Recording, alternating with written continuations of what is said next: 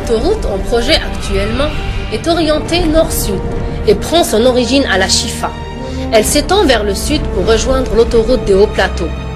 L'autoroute se prolonge ainsi jusqu'à la région des Hauts Plateaux et sa construction constitue par conséquent une signification importante et stratégique dans le cadre du développement économique et de la sécurité nationale de l'Algérie. La section autoroutière, située entre la Chifa et Barwaguia, s'étale sur un linéaire d'environ 51 km et traverse successivement les wilayas de Blida et de Médéa. Cette section représente le point de départ de l'autoroute nord-sud et possède le relief le plus complexe, ce qui lui confère un rôle encore plus important. Elle est considérée par conséquent une section pilote et témoin des travaux de construction de l'autoroute nord-sud.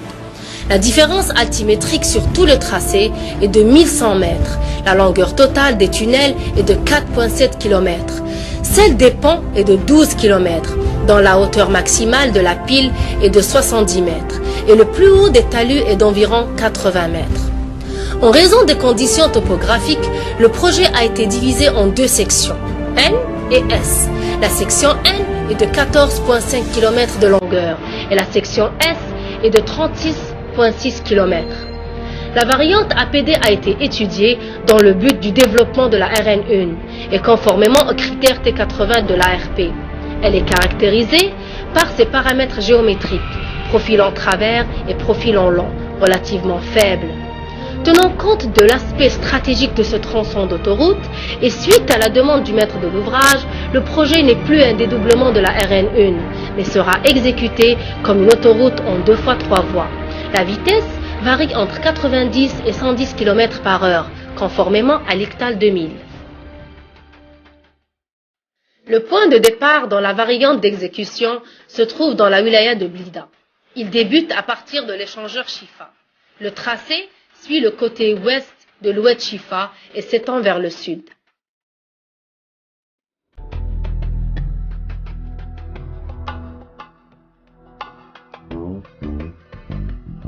L'échangeur Medani est prévu au PK2 plus 400 pour favoriser l'accès et la sortie des véhicules.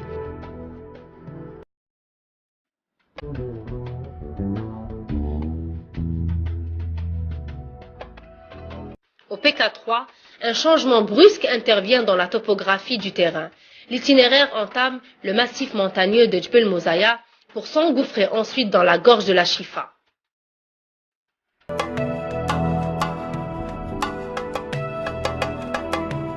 À partir du PK5 plus 745, dans le cœur des montagnes, il est prévu un tunnel T1 long de 2,4 km du côté ouest de la RN1. Au PK6 plus 700, le tracé contourne le restaurant du Ruisseau des Singes, qui a une histoire de plus de 2 siècles. Cette mesure a été prise pour protéger le site, les espèces en voie de disparition et ainsi que l'environnement périphérique.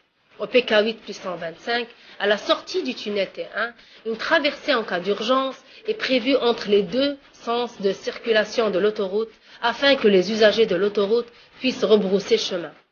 Au PK8 plus 155, le tracé entre dans le tunnel T2 long de 2,4 km. Puis, il s'étend vers le sud et la sortie du tunnel est prévue du côté ouest de Hamdania.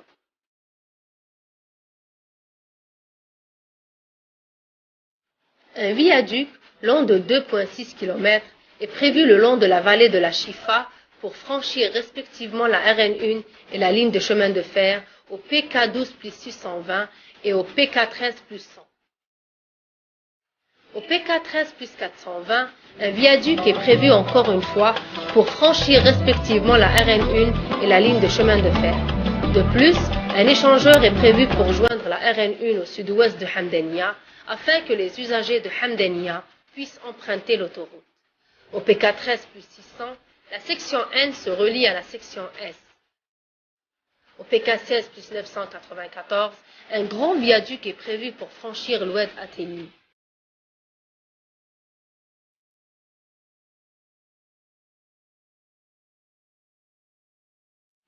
Au nord-est de Médéa, le tracé s'étend vers le sud en exploitant une partie de la RN1. L'échangeur du nord de Médéa est prévu au PK21 plus 150. Celui du sud est prévu au PK26 plus 100 afin de faciliter les accès et les sorties de l'autoroute pour les usagers de Médéa. Au PK 28 plus 700 et au PK 28 plus 980, le tracé s'étend vers le sud le long de la RN1 et il contourne respectivement le parc sépulcral des Martyrs et la station-service. Au PK 29 plus 500, un échangeur est prévu au niveau de la localité d'Ouzera pour faciliter l'accès et la sortie des usagers au voisinage d'Ouzera. Au PK 31 plus 676, le tracé enjambe la ligne de chemin de fer.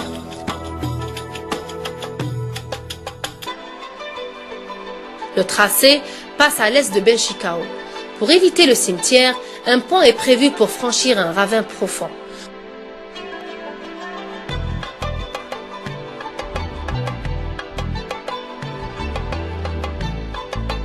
Au PK 36 plus 450, un échangeur est prévu pour que les usagers de Benchikao puissent emprunter l'autoroute. Au PK 39 plus 900, le tracé s'étend vers le sud-ouest et des accès sont prévus à la RN1. Un échangeur est prévu au PK 39 plus 950 pour le passage du transport sururbain par les agglomérations locales.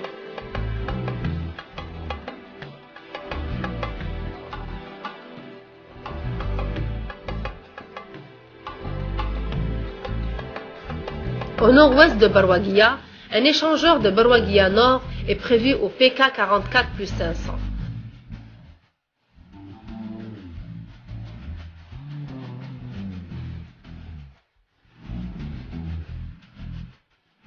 Au sud de Barwaguia, un échangeur de Barwaguia Sud est prévu au PK 51 plus 500 pour que les usagers puissent emprunter l'autoroute.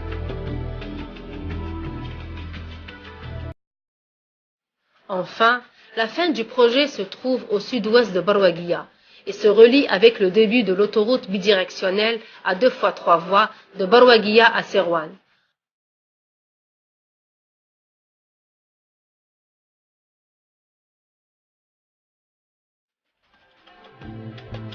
En résumé, l'autoroute nord-sud porte la même importance que l'autoroute est-ouest.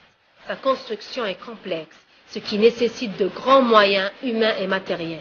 La réalisation et la mise en service de l'autoroute nord-sud sera un nouveau jalon dans l'histoire du développement de l'autoroute en Algérie.